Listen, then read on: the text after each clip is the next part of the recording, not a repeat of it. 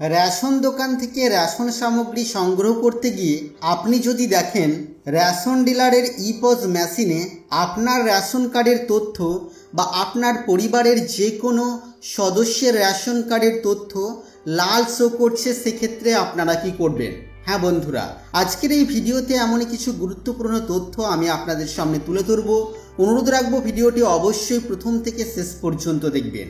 নমস্কার, আপনারা দেখছেন মাল্টি গাইড চ্যানেল, আপনাদের সাথে আমি আছি বিশ্বজিৎ। তো খাদ্য দপ্তরের অফিসিয়াল ফেসবুক পেজে একটি পোস্ট করা হয়েছে, যেখানে বলা হচ্ছে ইপজে নাম লাল দেখাচ্ছে, কি করবেন?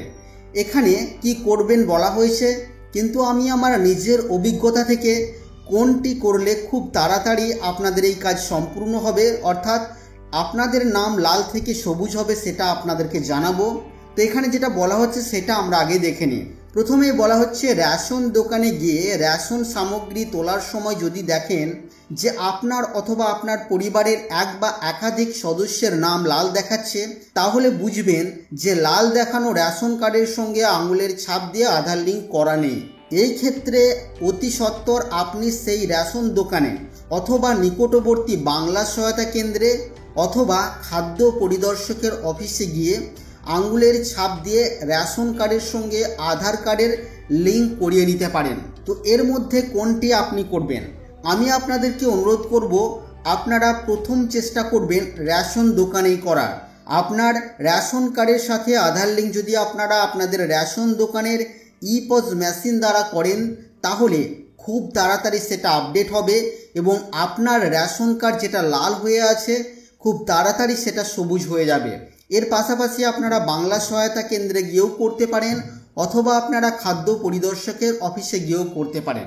যদি রেশন দোকানে বা খাদ্য দপ্তরের অফিসে গিয়ে আঙুলের ছাপ দিয়ে করতে আপনাদের সমস্যা হয়, সেক্ষেত্রে আপনাদেরকে বুঝে নিতে হবে যে আপনাদের আঙুলের ছাপ মিলছে না, অর্থাৎ যখন আপনারা আধার কার্ড করিয়েছিলেন যে ছাপ আপনারা তখন রেজিস্টার করেছিলেন, বর্তমানে আপনাদের আঙুলের ছাপে পরিবর্তন হয়েছে, যে কারণে আপনারা আপনাদের আঙুলের ছাপ দিয়ে আপনাদের রেশন কার্ডে আধার লিঙ্ক করাতে পারছেন না।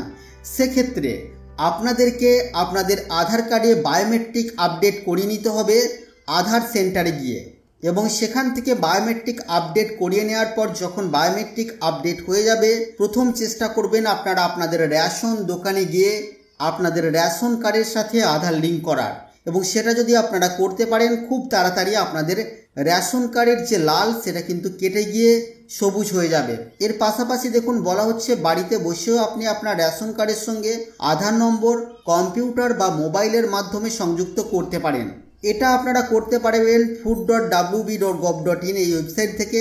কিন্তু এক্ষেত্রে আমি আপনাদেরকে জানিয়ে রাখি, ওয়েবসাইটের লিঙ্ক তো সঙ্গে সঙ্গেই হয়ে যাচ্ছে অনেক ক্ষেত্রে, কিন্তু সেটা রেশন ডিলারের ইপজ মেশিনে আপডেট হতে অনেক সময় লেগে যাচ্ছে। তাই আমি আপনাদেরকে অনুরোধ করব, আপনারা সবসময় চেষ্টা করবেন রেশন দোকানে গিয়ে আপনাদের আঙুলের ছাপ দিয়ে আপনাদের রেশন কার্ডের সাথে আধার লিঙ্ক করানোর। তো বন্ধুরা, এই ছিল আজকের এই ছোট্ট এবং গুরুত্বপূর্ণ একটি ভিডিও আপনাদের জন্য।